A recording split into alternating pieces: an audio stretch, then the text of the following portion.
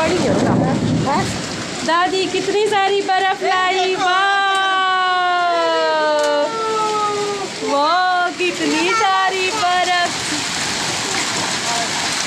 ओ दिखा लो उस पास से तो दिखा बिल्कुल चिपका ही हो गई।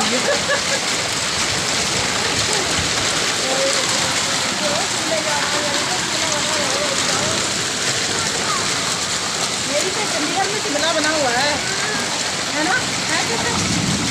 बहुत सारी बर्फ।